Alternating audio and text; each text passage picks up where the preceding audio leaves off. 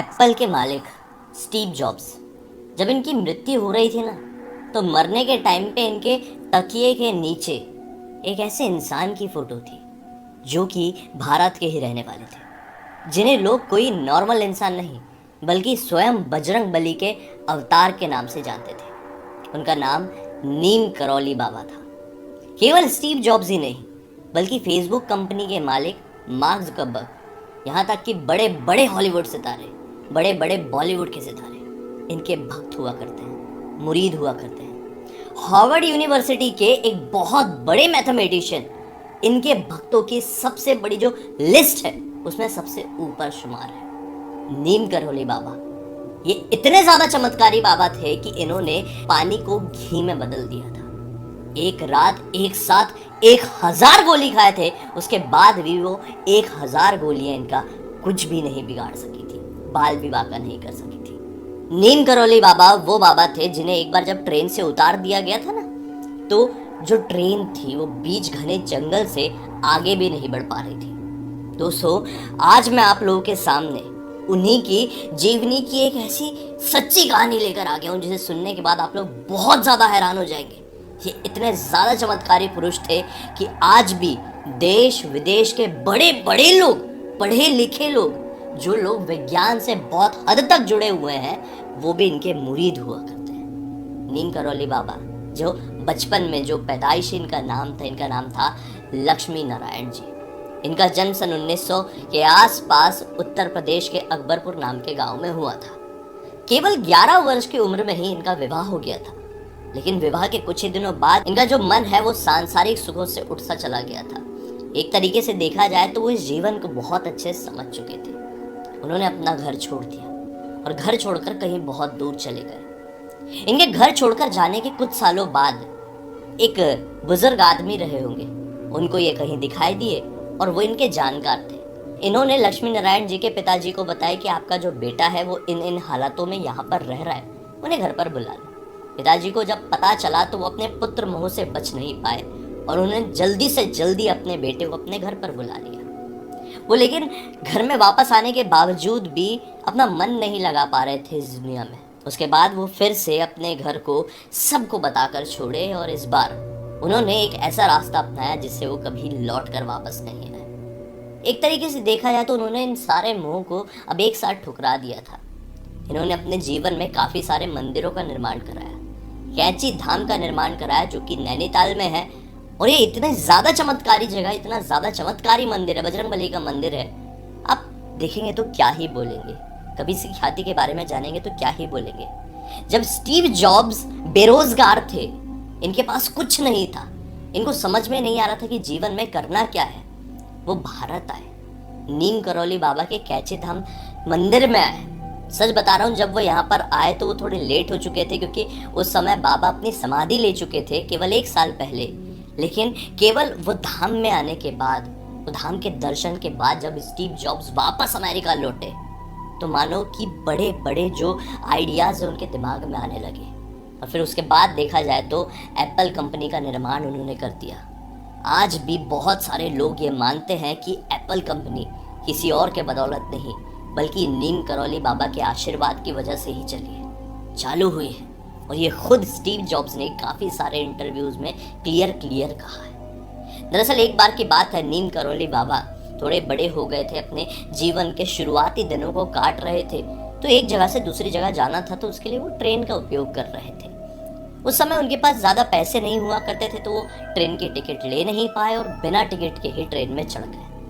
Train चली जा रही थी और टीसी आया। टीसी सबके टिकट चेक करने लगा। चेक करते करते वो बाबा के पास पहुंचा, बाबा के टिकट देखा, टिकट तो थी नहीं।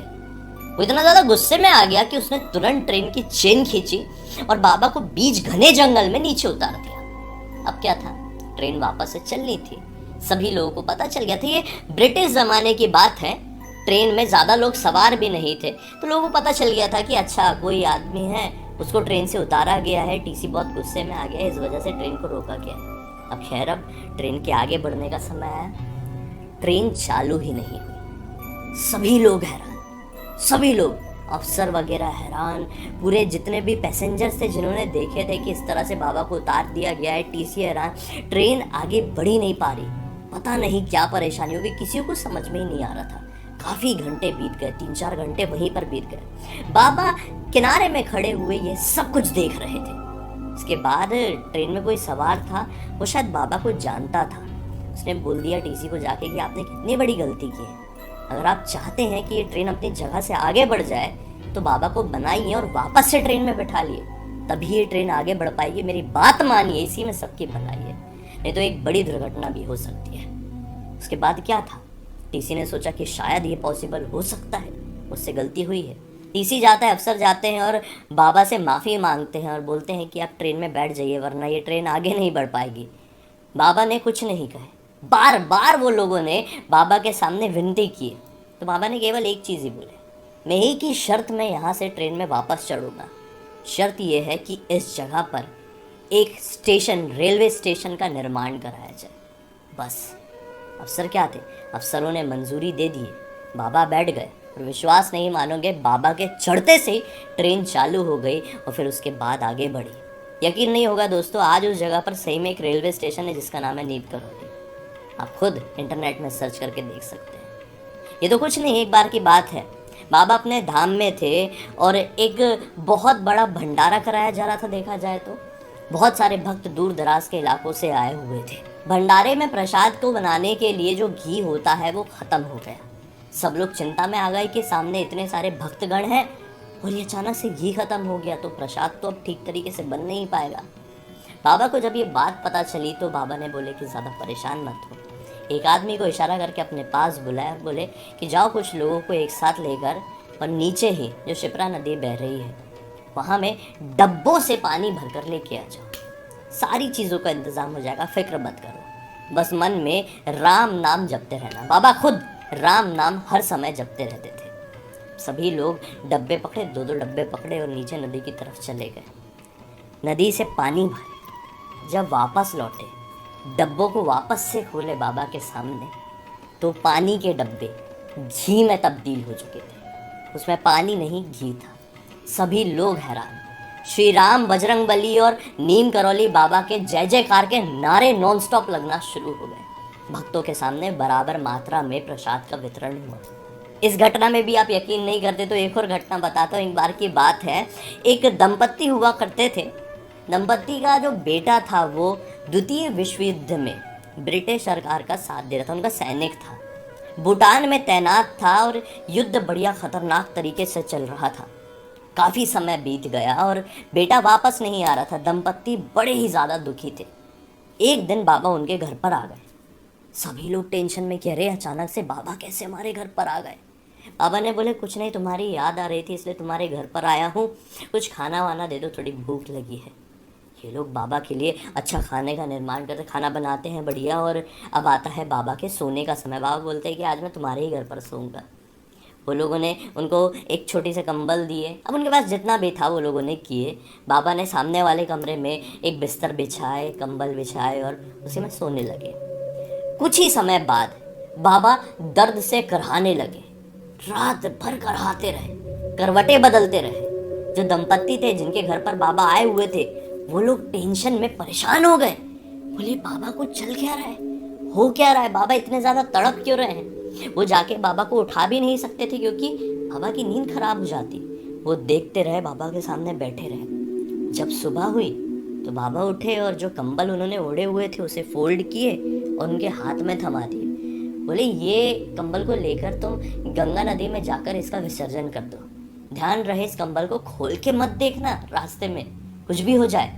और हाँ, ध्यान रहे ये काम करने के ठीक 1 महीने बाद तुम्हारा बेटा सही सलामत घर पर लौटकर वापस आ जाएगा। तारीख गिन के रख लो, ठीक 1 महीने में बेटा वापस आएगा, कोई परेशानी नहीं होगी। बस बाबा ऐसा कहकर वहाँ से निकल जाते हैं। वो लोग भी उस कंबल को उठाते हैं और गंगा नदी की तरफ बढ़ जाते हैं। जब वो रास्ते में नदी की तरफ जा रहे थे तो वो कंबल का भार लगातार बढ़ते जा रहा था और तट पर पहुँचते पहुँचते वो बहुत ही ज़्यादा भारी हो गया था। इतना भारी कि मानो उसमें बहुत सारी कोई लोहे की वस्तुएं रखी हुई है। लेकिन बाबा की माने तो उन्होंने खोलकर नहीं देखा और फिर उसको कंबल को विसर्जन कर दिया। बस उस दिन के बाद से उन लोगों की फिक्र थोड़ी कम हुई, क्योंकि बाबा ने उन्हें आश्वासन दिया था कि बेटा ठीक 1 महीने बाद लौट कर ज़रूर आएगा ये करने पर। विश्वास नहीं मानोगे, ठीक 1 महीने बाद, उस तारीख से ठीक 30 दिन बाद बेटा घर पर वापस लौट कर आया।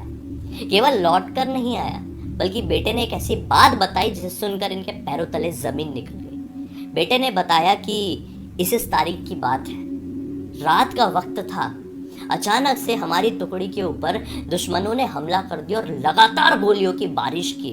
लगातार मेरे जितने भी साथी थे सभी लोगों की गोली लगकर मृत्यु हो गई।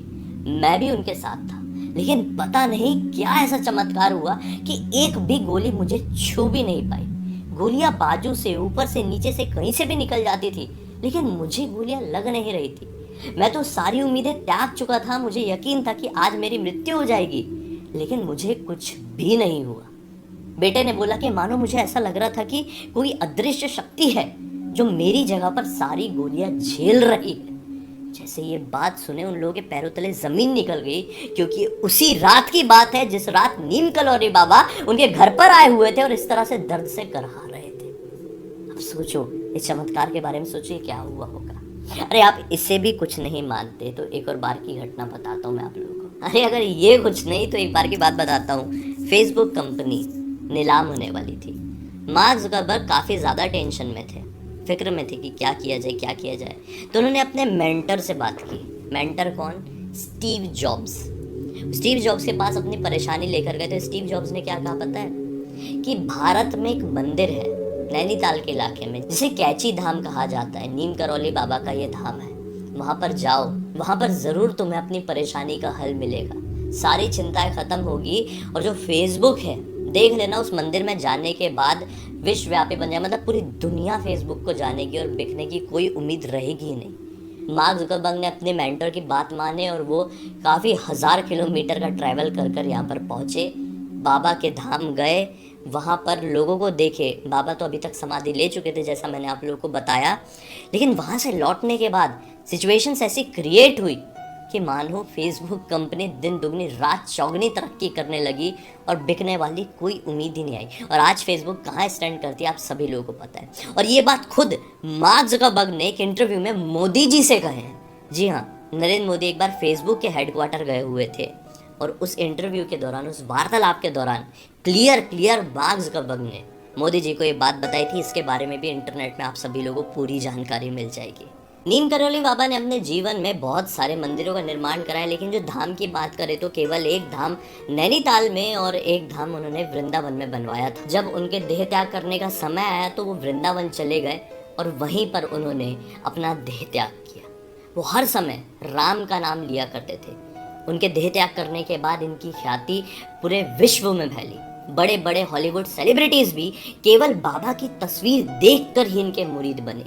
जब उनको कुछ भी बाबा के बारे में नहीं पता था, केवल तस्वीर देखे और इनके भक्त बन गए थे। ये खुद काफ़ी सारे सेलिब्रिटीज़ एक्सेप्ट करते हैं। जूलिया रॉबर्ट्स एक बहुत बड़ी एक्ट्रेस है हॉलीवुड की, वो खुद ये बात को एक्सेप्ट करती है कि हिंदू धर्म उन्होंने केवल बाबा की तस्वीर देख के अपना लिया था। पता नहीं उस तस्वीर में क्या चमत्कार था, वो क्लियर ये चीज़ बोली है।